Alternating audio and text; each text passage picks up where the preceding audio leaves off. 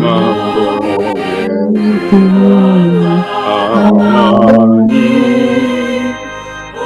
본배선 창조주시고 천천하세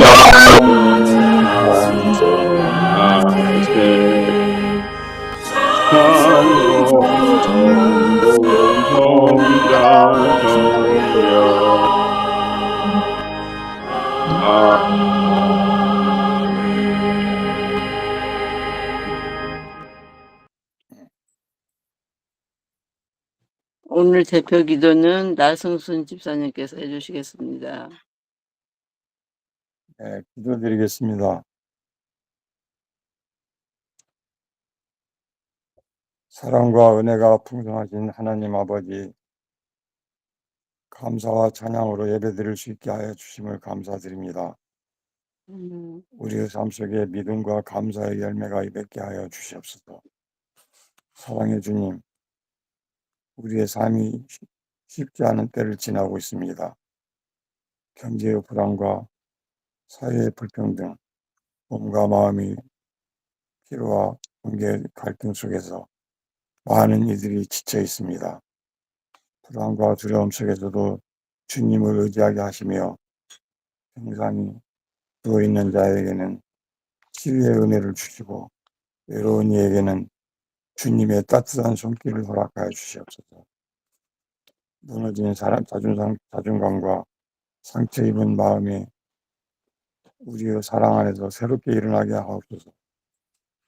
사랑의 주님, 이 나라를 불쌍히 여겨 주시옵소서. 분열과 다툼이 아닌 화합과 사랑으로 하나 되게 하시고 지도자들에게는 바른 판단력과 겸손한 마음을 주셔서 국민의 아픔을 품는 정치가 되게 하옵소서. 청년들과 다음 세대에는 삶의 배경과 희망을 심어주시고 방황하는 영혼들이 주님 안에서 방향을 찾게 하여 주시옵소서. 모든 예배 위에 성령이 임하시어 주님께 영광 돌리게 하여 주시옵소서. 오늘 말씀을 전하시는 목사님께 성령의 권세와 은혜를 더하시어 그 말씀이 우리의 심령을 변화시키는 능력 되게 하옵소서. 모든 말씀 예수 그리스도 이름으로 기도합니다. 아멘. 아멘.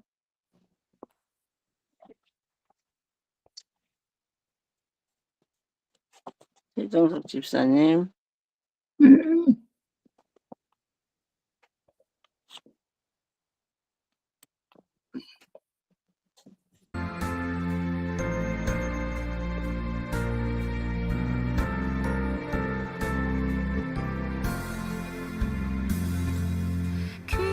귀중한 보배 하고 주 앞에 드리고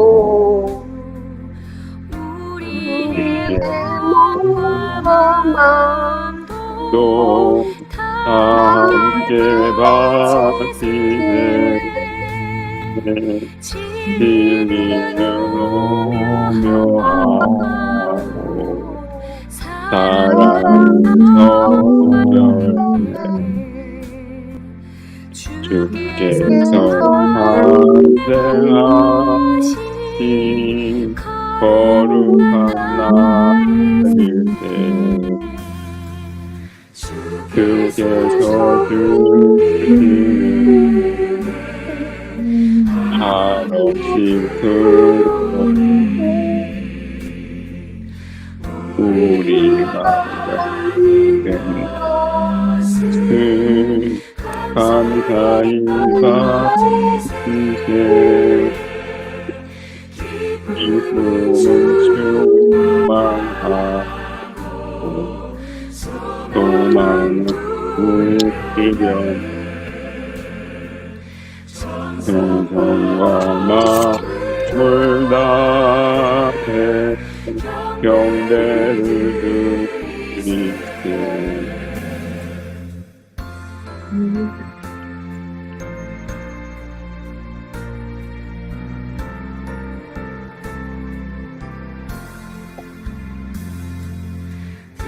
그래서 밤새 양식은 못 잡고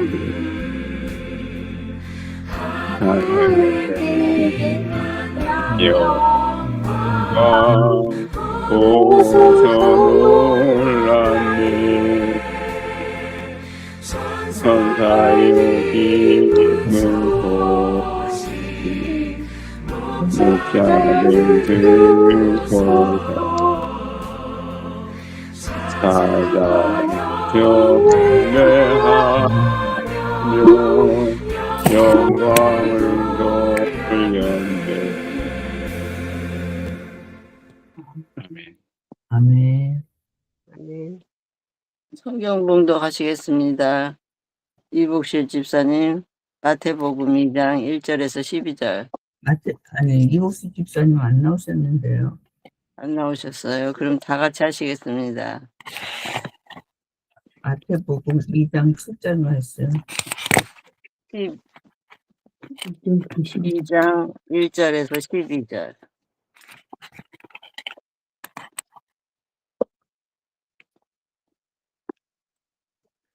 준비되셨으면 같이 읽겠습니다. 헤로당 때 예수께서 아침에 동방으로부터 박사들이 예루살렘에 이르러 말하되 유대인의 왕으로 나십니다. 어찌게 있느냐. 우리가 동방에서 길들을 보고 그에게 경배하러 왔노라. 헤로다는가 왕의 모든 제사장과 백성의 소임하는 그리스도가 어디서나 이르느냐 이르되 베들레헴이 이런 신들을 이렇게 기록된 바 또 유대 이 땅 베들레헴아 너는 유대 올 중에서 가장 작지 아니하도다. 그 다스리는 자가 나와서 내 백성 이스라엘의 목자가 되리라 하였습니다. 이에 헤롯이 가만히 박사를 누려 별이 나타난 때를 자세히 묻고 베들레헴으로 보내며 이르되 가서 아이에 대하여 자세하라고 백성들에게 구하여 같은 성경에 경배하게 하라. 박사들이 왕의 말을 듣고 갈새 동방에서 보던 그 별이 모든 앞서 인도하였다가 아기 있는 곳에 머물러 서 있는지라. 그들이 별을 보고 매우 크게 기뻐하고 기뻐하더라. 집에 들어가 아기와 그의 어머니 마리아 함께 있는 것을 보고 아이에게 경배하고 고백하며 황금과 이름과 올리하고 드리니라. 그들은 왜 별생이로 돌아가지 말라 실패하심을 받아 다른 길로 고국에 돌아가니라.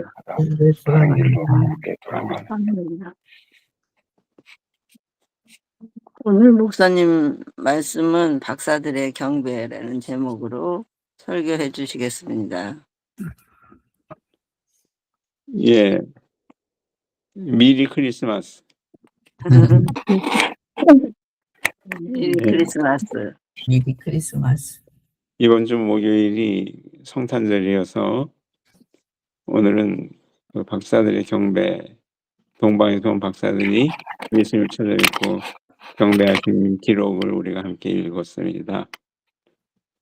이 말씀을 통해서 성령께서 우리 마음에 세상이 줄 수 없는 평안과 감사함을 넘치게 해 주실 줄 믿습니다. 미국의 한 잡지사에서 독자들에게 성탄절에 가장 중요한 것은 뭐라고 생각합니까? 라는 설문을 했어요. 이 질문에 예수님이 탄생하셨다는 대답은 3분의 1에 불과했고 대부분의 사람들은 선물하는 것이 가장 중요하다고 대답했습니다. 어떤 심리학 교수는 자기가 가르치고 있는 대학생 40명에게 이런 질문을 했습니다. 크리스마스라는 말을 들으면서 가장 먼저 마음속에 떠오르는 것은 무엇입니까? 이에 대부분의 학생들이 크리스마스 트리요, 선물, 공휴일이요, 캐롤송, 산타클로스, 루돌프 사슴 이렇게 대답했으며 예수님이라고 대답한 학생은 단 한 명도 나오지 않았다고 합니다. 왜 이런 결과가 나왔을까요? 첫 번째 이유로는 예수님을 믿지 않는 사람들이므로 그럴 수밖에 없었을 터이고 혹 믿더라도 신앙심이 별로 없다 보니까 그런 생각을 하게 되었겠지요. 마치 기독교인이 석가탄일에 대해서 별 관심을 보이지 않듯이 예수님을 믿지 않는 사람들의 경우에도 성탄절이 왔다고 해서 특별히 예수님에 관하여 관심을 갖지 않게 되는 것 또한 지극히 자연스러운 현상으로 봅니다. 그러나 우리 예수 믿는 사람들까지도 예수님의 탄생에 대해서 관심이 없다면 이것은 참으로 큰 문제가 아닐 수 없지요. 예수님께서 탄생하셨을 때에 동방에서 예루살렘까지 찾아온 박사들로부터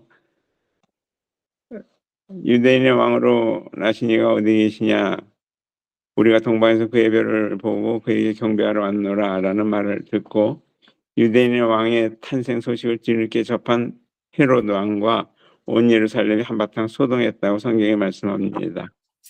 여기에서 말하는 소동이라는 것은 기쁨의 환호성이 아니라 비극의 탄식이었습니다. 왜냐하면 그때까지만 해도 그들은 전혀 이런 사실을 몰랐었기 때문이에요. 뿐만 아니라 그들은 메시아를 맞을 준비가 전혀 되어 있지 않다 보니까 어찌할 바를 모르고 있었습니다. 사실 유대인들은 오래전부터 메시아를 목마르게 고대하며 살아왔습니다. 그러나 막상 메시아가 탄생하셨다는 소식을 들었을 때는 그들 안에 큰 소동이 일어났습니다. 오늘 본문 1절을 보면 예수님이 태어난 곳은 유대인의 작은 고을 중에 하나인 베들레헴이라고 말씀하고 있습니다.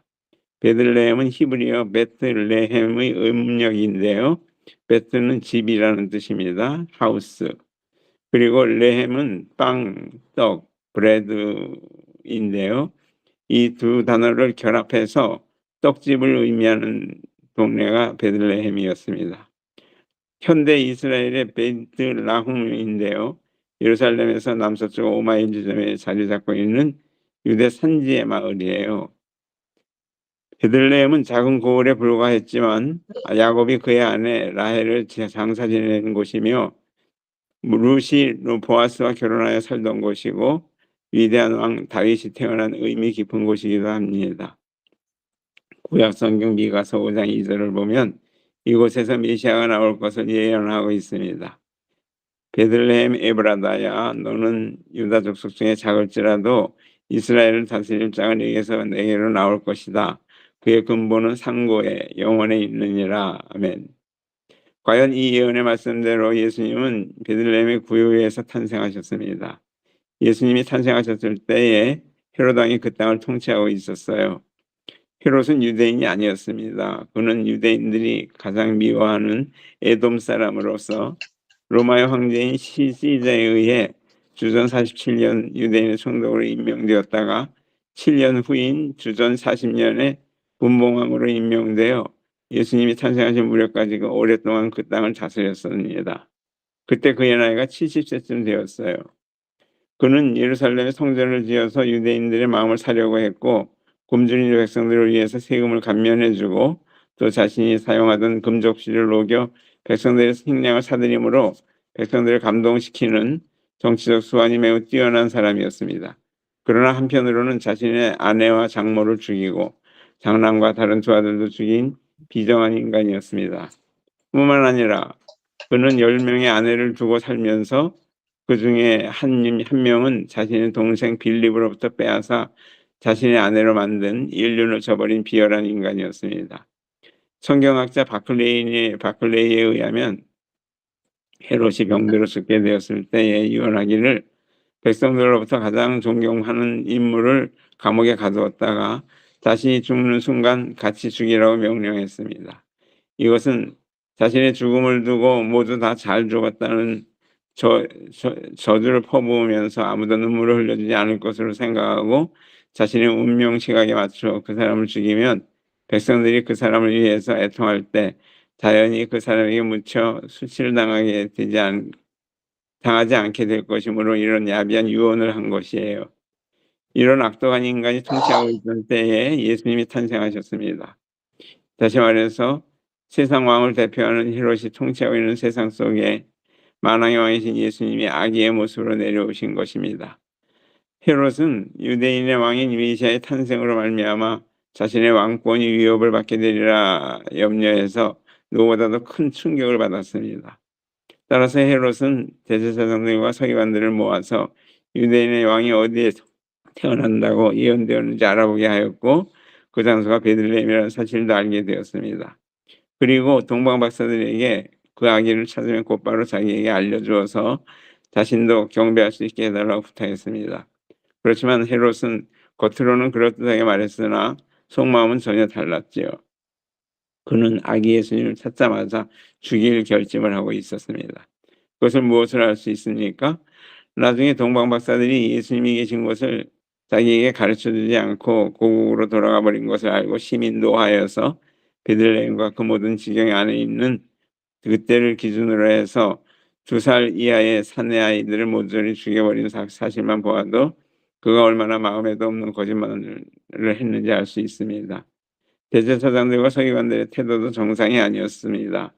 이들은 평소 성경을 매우 잘 아는 종교 지도자들이었지요.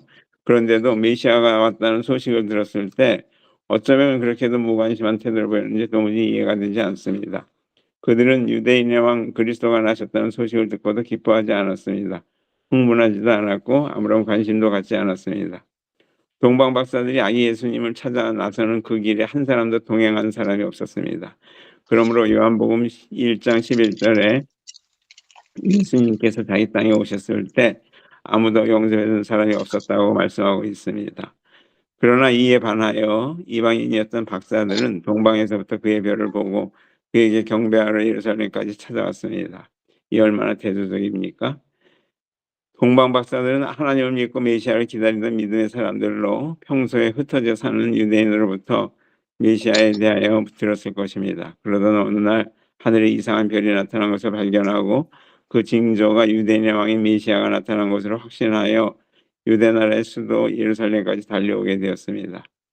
이들이 이렇게 여기까지 찾아온 목적은 오직 아기 예수님을 경배하기 위해서입니다. 동방 박사는 아기 예수님을 경배하기 위해서 어떻게 했지요? 아기 예수를 경배하기 위해서 의심 없이 먼 길을 마다하지 않고 찾아왔습니다. 중국 장춘에 있는 교회에는 예배 참석하기 위해서 멀게는 400리나 되는 거리를 달려오는 성도들이 많이 있답니다.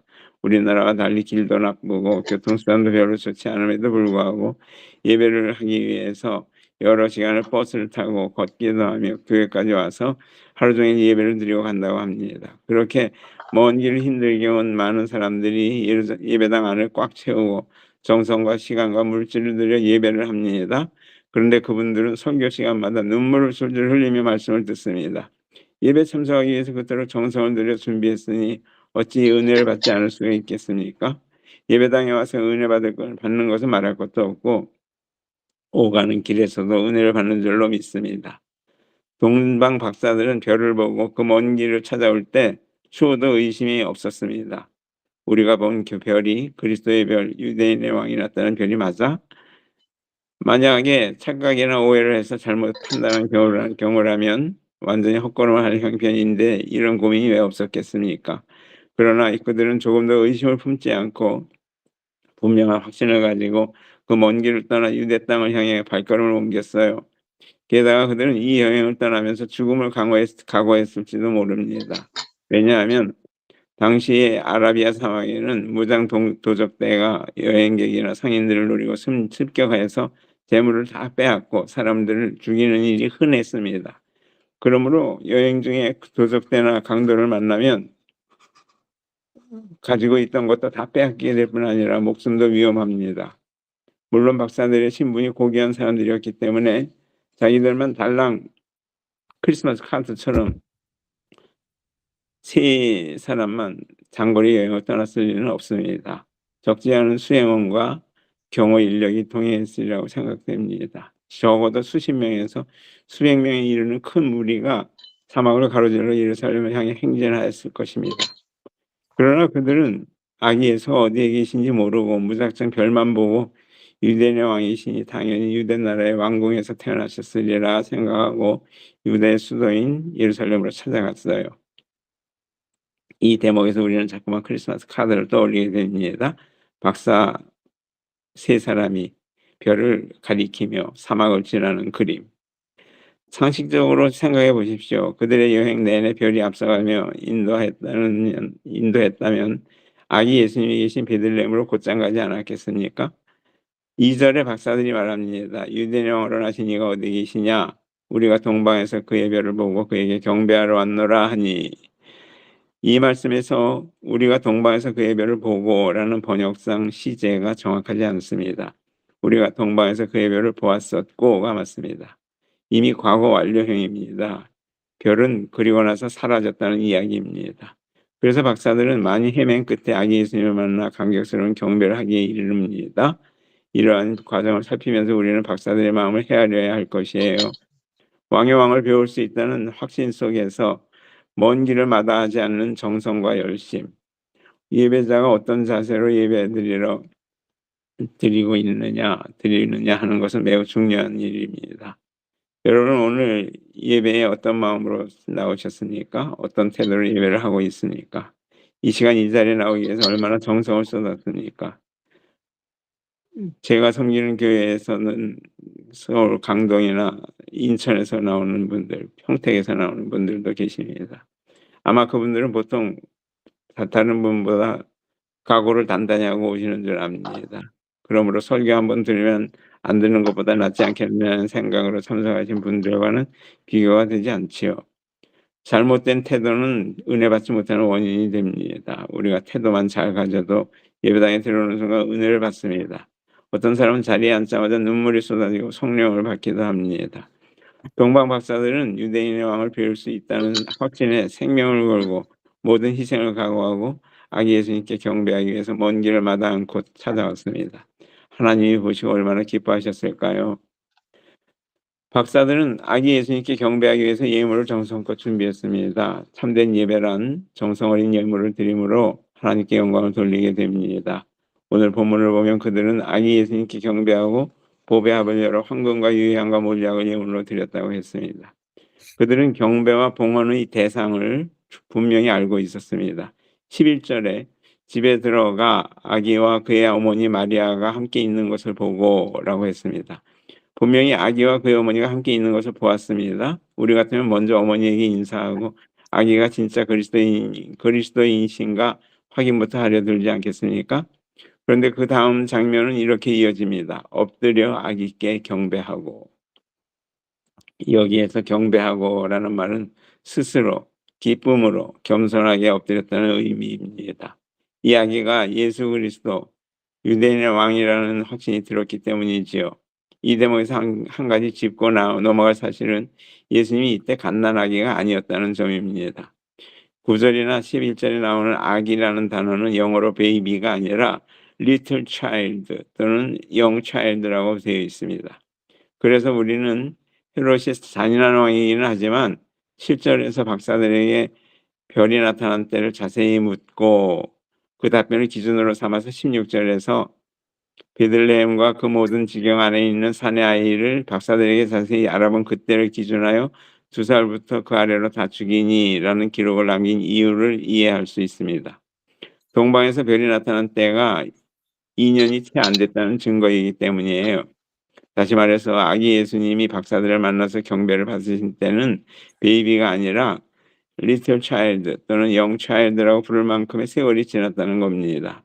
왜냐하면 누가복음 2장 21절에 보면 난지 8일 만에 예수님이 할례도 받으셨고 22절에는 모세의 법대로 정결 예식의 날이 참에 예루살렘에 올라가셨다 했으니 레위기 12장 2절 이하의 규례에 따르면 생후 40일이 지나 다시 한번 성전에 가셨다는 얘기가 되거든요. 그러므로 박사들을 만나고 또 헤롯을 피해서 애굽으로 피난 가신 일은 그 이후의 사건이었습니다. 베이비가 아니라 리틀 차일드 또는 영 차일드로서 박사들의 경배를 받으셨고 애굽으로 가셨다는 말입니다. 어쨌거나 본문 11절에 이어지는 보배 합을 열어라는 이 표현에는 기쁨으로 열었다는 뜻이 있습니다. 황금을 드렸습니다. 황금은 불을 상징하며 왕에게 드리는 예물이었습니다. 만왕의 왕 대신 예수님께 황금을 드리는 것은 합당한 예물이지요. 그 다음에 유향을 드렸다고 했습니다. 아라비아 지방의 관목에서 채취한 향기로운 송진으로서 제사 지낼 때 사용하는 것입니다. 영원한 대제사장이신 예수님께 합당한 예물인 줄 믿습니다. 몰약을 예수님께 드렸습니다. 몰약은 시체를 염할 때 사용하는 방부제로서 매우 귀한 신분을 가진 사람이 죽었을 때만 그 시체에 바르는 매우 값비싼 물품입니다. 예수님은 하나님의 백성들의 죄를 대속하기 위해서 십자가에 못 박혀 죽으셨습니다. 그러므로 몰약은 예수님의 순환과 죽음을 미리 준비한 예물로서 매우 합당한 예물인 줄 믿습니다. 오늘날 우리의 예배가 감격과 기쁨이 없으면 어찌 보면 진정한 예물이었기 때문인지도 모르겠어요. 헌금 드리는 것을 아깝게 생각하고 형식적으로 드리며 다른 사람들과 비교해서 적당히 드리고 있는 사람들이 적지 않기 때문입니다. 헌금을 드릴 때에도 감사하는 마음이 있어야 합니다. 언제나 예배에는 감격이 있어야 하고 기쁨이 있어야 하며 하나님을 사랑하는 마음이 깊은 곳으로부터 뜨겁게 우러나와야 합니다. 박사들은 처음부터 끝까지 하나님의 인도하심에 순종했습니다. 이들은 동방에서 별을 보여주셨을 때부터 무조건 순종했습니다. 헤로드 왕의 말을 듣고 베들레헴으로 가던 길에 다시 별의 인도를 받습니다. 9절에 보면 동방에서 보던 그 별이 문득 앞서 인도하여 가다가 악이 있는 곳 위에 머물러 서 있는지라. 아멘. 우리말 성경에는 동방에서 보던 그 별이 나타났다고 번역했습니다만 원문에서 보면 2절과 마찬가지로 동방에서 보았었던 그 별이라는 뜻입니다. 그러니까 이 박사들은 동방에서 보았었던 그 별이 문득 갑자기 다시 나타나서 앞서 인도해 가는 것을 보고 10절의 반응을 보인 것입니다. 그들이 별을 보고 매우 크게 기뻐하고 기뻐하더라. 아멘. 9절 끝에 그 별이 앞서 인도하여 가다가 악이 있는 곳 위에 머물러 서 있는지라 그랬습니다. 그들은 별의 인도를 받아 마침내 목적지에 다다른 것입니다. 그들은 마구간이나 외양간에 들어가서 예수님을 만난 게 아닙니다. 예수님이 베이비였을 때는 혹시 그런 곳에 계셨을 것이지만 지금은 리틀 차일드 또는 영 차일드로서 제대로 된 집, 제대로 된 건물에 머물고 계셨습니다. 11절 처음에 보면 집에 들어가 into the house라고 분명히 설명합니다. 집에 들어가. 아기 예수님께 경배하고 보배하려고 황금과 유향과 몰약을 드렸습니다. 뿐만 아니라 꿈에 헤롯에게로 돌아가지 말라는 하나님의 지시를 받고 자신들의 고국으로 돌아갔습니다. 하나님은 순종을 제사보다 더 기뻐하시는 줄 믿습니다. 참된 예배는 순종으로 시작해서 순종으로 완성되는 줄 믿습니다. 그러나 오늘날 예수님을 믿는다고 고백하면서 교회에 나와서 봉사도 하고 헌금을 해도 자기 생각대로 자기 기분대로 하려고 하는 사람이 많이 있습니다. 이것은 참된 예배자의 태도가 아니에요. 하나님이 기뻐하시는 예배는 마음에서 우러나오는 진정한 헌신과 정성이 담겨있는 예물이 있는 동시에 하나님의 말씀에 순종하며 드려지는 예배입니다. 아무쪼록 저와 여러분은 이번 성탄절에 그 옛날 동방 박사들처럼 아기 예수를 경배하기 위해서 의심 없이 먼 길을 마다하지 않고 찾아오는 믿음, 아기 예수님께 경배하기 위해서 예물을 정성껏 준비하는 믿음, 처음부터 끝까지 하나님의 인도하심에 순종하는 믿음으로 그렇게 하나님 앞에 예배하는 저와 여러분이 되기를 축원합니다. 하나님이 기뻐하시는 참된 예배, 영과 진리의 예배를 드리는 우리 열린교회 성도들이 다 되시기를 축복합니다. 기도합시다. 사랑의 하나님 감사합니다. 우리에게 동방 박사들과 같은 깨끗하고 순결한 믿음을 허락하여 주셔서 우리를 대속하기 위해서 이 땅에 오신 예수 그리스도를 반기며 영광을 돌리는 저희들이 다 되게 하여 주시옵소서. 예수 그리스도 이름으로 기도하옵나이다. 아멘. 아멘. 다음 곡은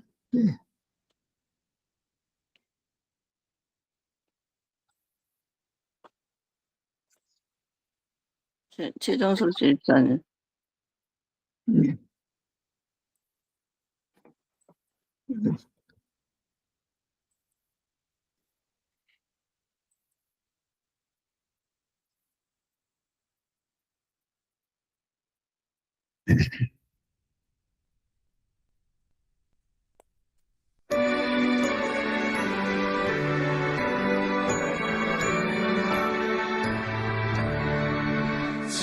저들 가운데 한번 주의 향기를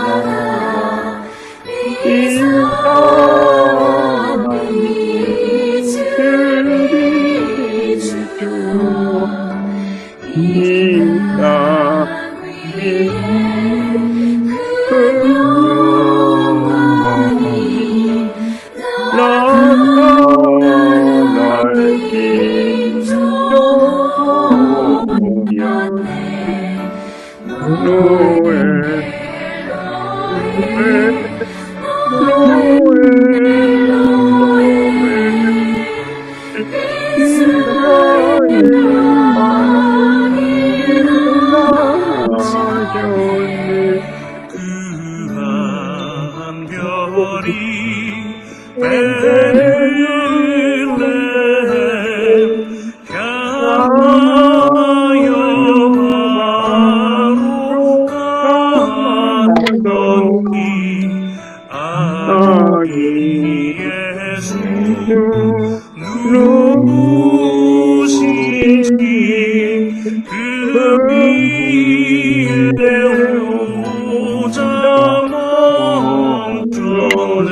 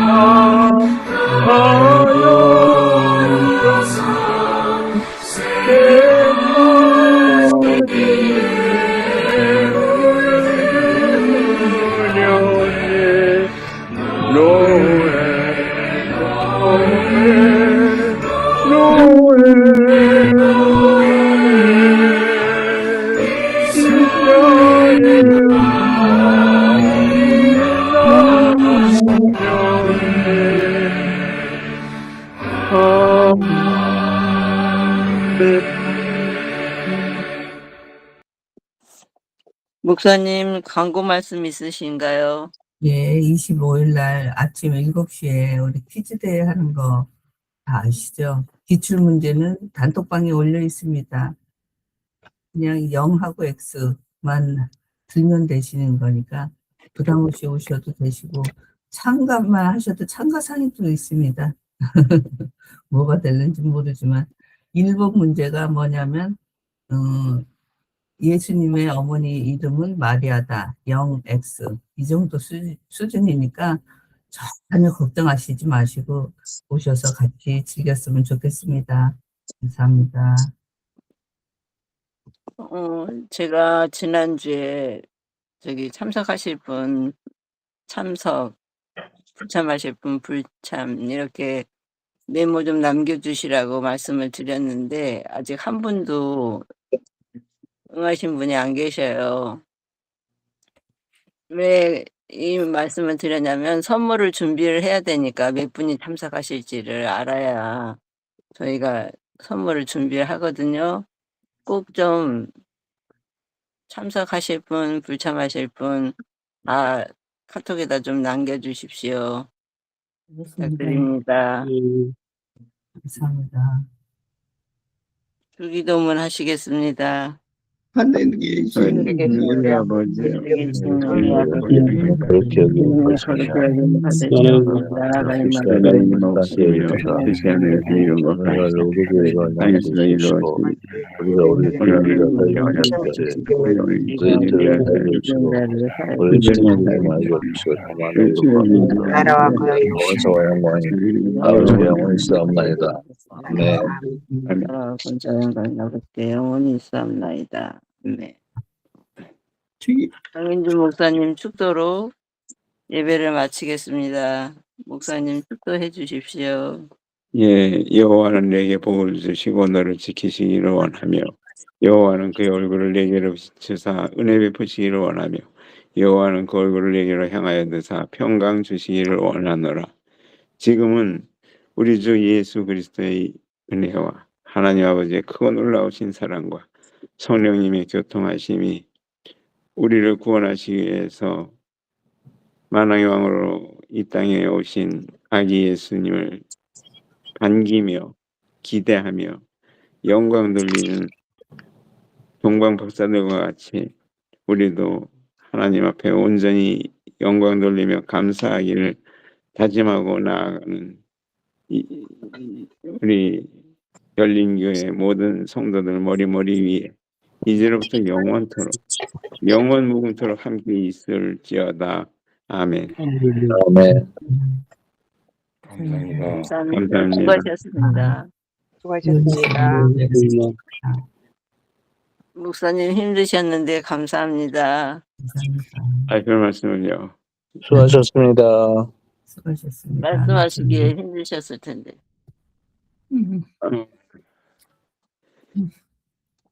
꼭 안 그렇다고 얘기할 수 없지만 여러분이 열정적으로 예배하는 모습이 참 귀하고 감사했습니다. 저를 목사님 말씀 듣고 저는 찔렸습니다. 얼마나 정성으로 준비했는지. 시켰어. 대충 맨날 대충 예배 참석해가지고 전국을 찔러주셨습니다. 감사합니다. 다 감사합니다. 걸려버렸어요, 목사님한테. 좋은 하루 되십시오. 감사합니다. 예, 내년에 뵈야 될지도 모르겠네요. 네. 감사합니다. 25일에 참석하신다고 그러셨잖아요. 근데 문제가 너무 어려워서 문제가 너무 어렵게 내나 어떡하지 다시 내야 되나 30문제를 다 풀 거 아니니까.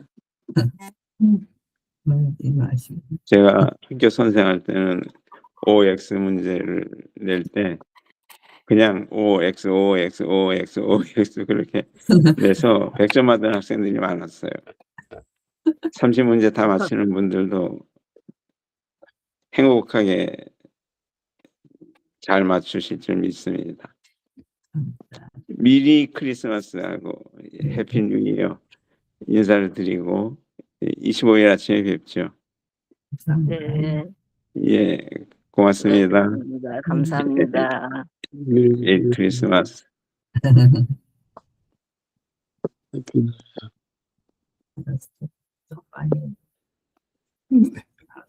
제가 일이 있어갖고 잘 오늘 못할 것 같아갖고 잘 마무리되고 감사합니다. 그러면 성탄절에 뵙시다.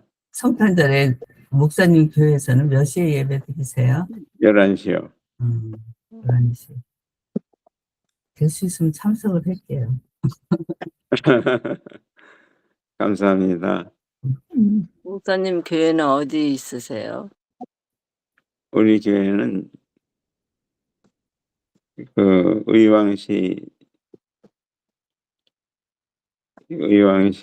내선동에 있습니다. 이 교회는 이름이고요. 네. 복숙 씨 갈래? 아니 나중에 얘기할게요.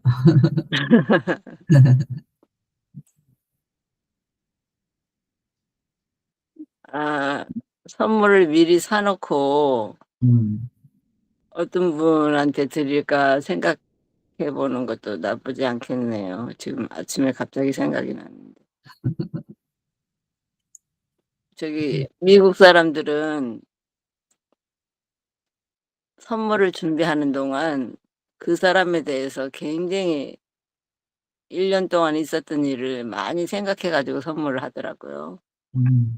그리고 트리를 만들어 놓고 트리 밑에다가 선물을 한 일주일 동안 내내 선물을 뜯어보고 싶은 마음이 너무너무 간절한데 안 뜯어보고 그걸 참고 기다리더라고요. 그러니까 우리나라 사람 같으면 성질이 급해서 받자마자 뜯잖아요. 근데 안 뜯고 크리스마스 날까지 기다리더라고요. 그 기다리면서 그 사람에 대해서 또 한 번 더 생각을 더 많이 하게 되는 거지. 그러니까 그 선물이 정말 귀한 선물이 되는 거예요. 근데 우리는 그 순간만 저 같은 경우는 그러거든요. 그 순간만 기분 좋고 지나면 또 뭔가 또 받고 싶고 어렸을 때 그랬던 것 같아요.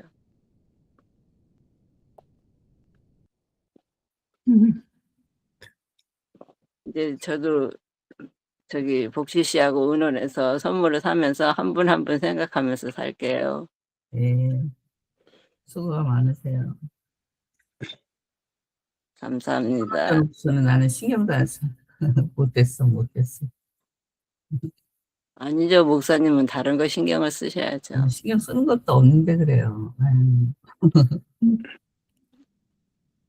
전체적인 걸 신경 쓰시잖아요. 그런 것도 없어요. 전체적이라고요, 뭐. 아무튼 감사합니다. 수고하셨습니다. 먼저 나갈게요. 예, 수고하셨습니다. 좋은 하루 되십시오. 수고하셨습니다. 저도 나가겠습니다. 감사합니다. 예, 고맙습니다.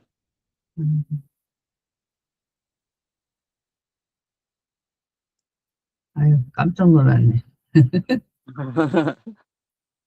확실히 저 열림이 가슴이 뜨끔뜨끔했어요. 심장이. 숨기지를 못해요. 저 똑같은 말씀을 하셔도 그 멀리서도 오시고 그런 분들은 진짜 정성이 대단하신 것 같아요. 그게 말입니다. 저는 성경 구절 한 구절이라도 읽고 나온다는 게 그것도 쉬운 일이 그럼요. 아니던데. 생각을 하고 나오는 것 자체가 그냥 저기 하는 것보다 김동호 목사님 저기 신도 중에 한 분이 멀리 대전에서 오신대요. 근데 그분이 곰탕집을 하신대. 곰탕집을 하시는데 다 끓여놨는데 맛이 예전 맛하고 달라서 다 버리셨대요. 그날 장사 오늘은 재료가 좋지 않아 휴업합니다 이렇게 써붙이고. 근데 사람들이 생각했을 때 재료가 좋지 않은 거 아까워서 그냥 대부분이 팔잖아요. 예. 근데 그분은 왜 다 버리냐 아깝게 그렇게 여쭤봤더니 나는 곰탕 한 그릇마다 예수님한테 드리듯이 곰탕을 끓인다. 그렇게 얘기를 해서 너무너무 감동받으셨다는 거예요. 근데 한 주도 거르지 않고 나오신대요. 심지어 저 같은 경우는 신발도 신지 않고 집안에서 예배 드리는 예배도 맨날 불성실하게 드리는데 그렇게 말씀하셨다고 너무 감동이었거든요, 저는. 뜨끔. 그러니까 이렇게 좀 자극을 받을 기회가 돼야지 조금씩 마음이 자세가 변화되는 것 같아요. 그렇죠. 오늘 목사님 말씀하시는 거 잊어버리지 말고. 오늘 6시 반에 예배 시작했나? 예, 6시 30분. 늘 6시 반이에요. 일요일은. 6시 50분에. 들어오셨죠? 네. 네. 대리 올렸어. 네? 대리 이제 그때 올렸다고. 아, 알람을 해놓으셨군요. 네. 그러니까 멀리 지방에서 오시는 분들도 계시는데 그런 거 보면 우리는 너무 축복받은 사람들인 건지 게으름의 극치를 보여주는 건지.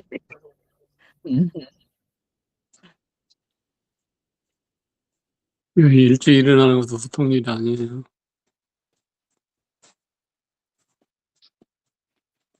이제 한 해가 다 갔습니다. 그러네요. 시작하면 금방 12월인 것 같아요.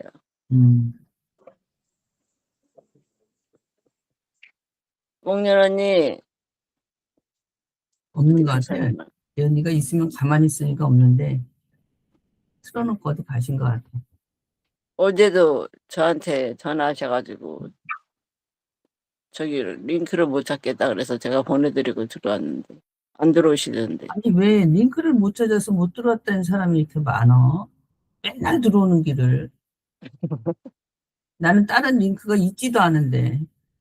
복숭님 어디로 보내셨다고 그러는데 어디 안 왔던데요? 아, 보내드리려고 찾으니까 전화번호가 저장이 안 돼 있어요. 그래서 못 보내드렸어요. 저한테 카톡 알았어. 저기로 추가가 안 돼 있어가지고 못 보내드렸어요. 전화번호 알려주세요. 누구 저한테 뭐 말씀하셨지 않았죠? 교수님, 백예수. 지금 알려드려요. 네, 010 010 3721에 3721 8568. 8568. 네. 자, 오늘 보내드릴게요. 네.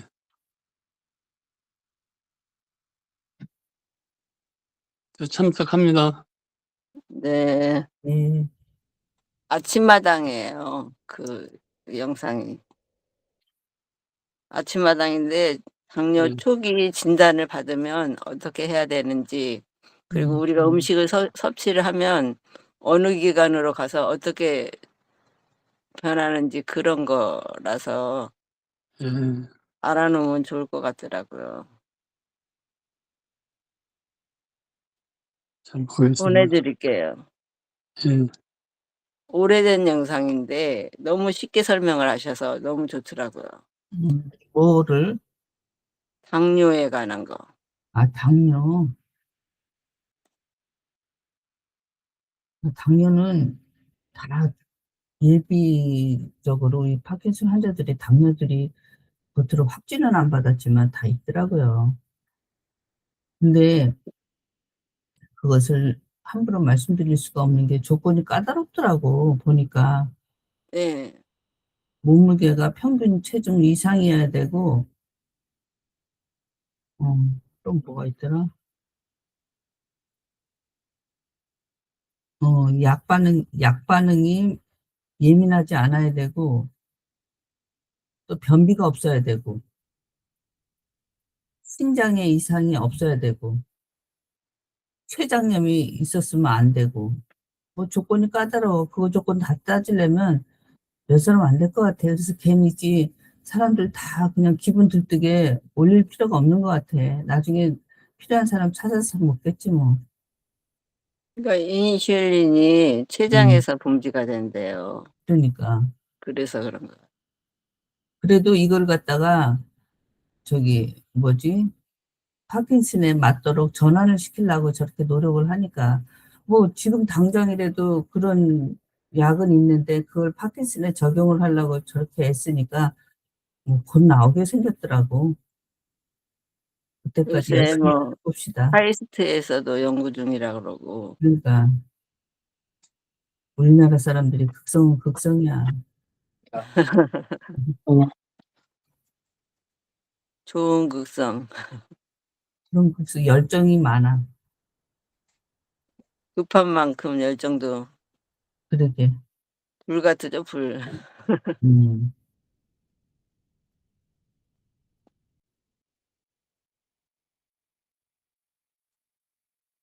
좋은 하루 되십시오. 저는 나갑니다. 네. 수고하셨습니다. 수고하셨습니다. 수고하셨습니다. 은혜 많이 받으십시오. 저도 나가겠습니다. 네, 감사합니다. 명호견이는 어떻게 된 거야?